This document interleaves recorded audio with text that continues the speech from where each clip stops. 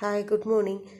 Today I came with a problem. So we have already discussed many cases or many sessions regarding what happens when an electrical power output or what happens when a fault occurs at the midpoint of the transmission line or one of the parallel lines of the transmission line near the bus bar, near to the alternator, near the bus bar, near to the infinite bus condition. Like that we have discussed many cases. Okay, usually in a power system, university questions will be asked from this any of this case only.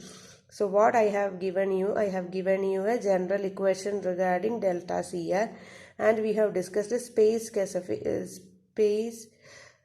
and we have discussed the case specific equations also. And now even though the question seems to be very big, but usually the solution will be very easy. This is an important portion for our GATE examination also. So in the question it is given, a cylindrical rotor generates a power of 0.5 per unit in steady state, which means that the given value steady state power is equal to PE0, that is equal to mechanical power, that is equal to P max into sine delta 0. Okay, and what is the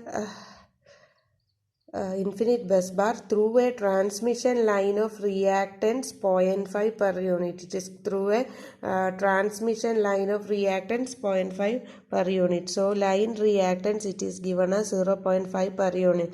If I draw the diagram, equivalent diagram, so it will be like this. So this is the line and it is 0.5 per unit, and this like this.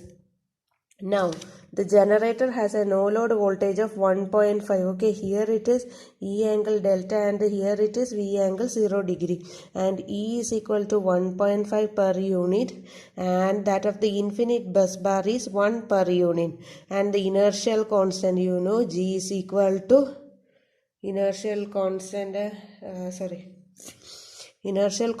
M is equal to 5 megawatt per MVA. It is given, and the generator reactance, that is XD, generator reactance is equal to 1 per unit. So here it is 1 per unit.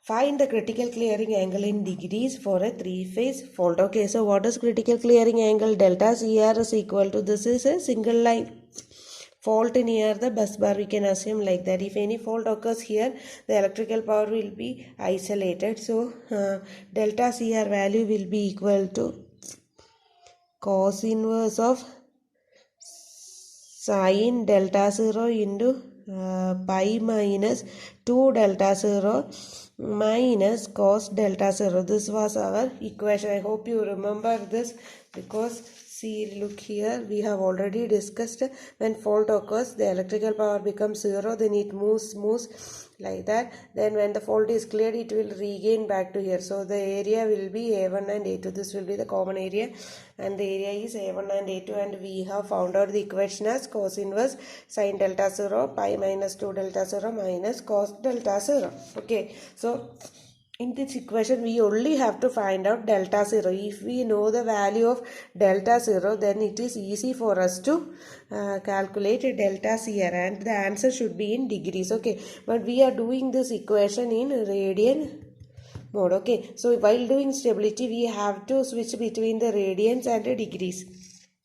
So how can I find out a delta 0? We already know that PS is equal to P max sine delta 0, or P max is EV by X. What is EV by X into sine delta 0? So in our case steady state power is equal to E is 1.5 into V is 1 divided by X. X is XD plus XL, isn't it? So here XD plus XL, or I can write it as 1.5 into sine delta 0 is equal to, what is our power, steady state power? It is 0.5, isn't it? Delivers a 0.5 power, so 0.5. this will cancel, or sine delta 0 is equal to 0.5, then delta 0 is equal to sine inverse of 0.5, or I can write it as pi by 6 radian or 30 degrees, isn't it? Sine 30 is half. So I got it as delta 0. Now we have to find out delta CR. Delta CR is equal to cos inverse of pi minus 2 pi by 6, isn't it? So that is pi by 3. Pi minus pi by 3 into sine pi by 6 minus cos pi by 6. This value we have to find out. That is 3 pi. 3 pi minus pi is 3 pi minus pi is 2 pi by 3, isn't it? So cos inverse of 2 pi by 3 into sine pi by 6 value is 0.5, isn't it? Minus cos pi by 6. I am doing it in my calculator. It is easier if we are doing it in our radian mode. So that I am doing it to shift pi by 3 into 0.5, that we know, minus cos shift pi by 6, that value we got. Shift cos inverse answer is equal to 1.388. So delta CR is equal to 1.3886 radians, but we are asked to find out the degree. Okay, so into 180 divided by shift pi, what is it? 79.56 degree. So 79.56 degree. This is our answer. Though the question is very larger, but the answer is very easy to solve. Okay, this was a GATE question asked in some 2008 or 13, I don't remember, but this was a GATE question asked, and it is an easy one to solve. Why I solved this is just to make sure that you also attend the same type of questions in future examinations. Okay, thank you. Happy learning. Next I will give one more problem with the equal area criterion.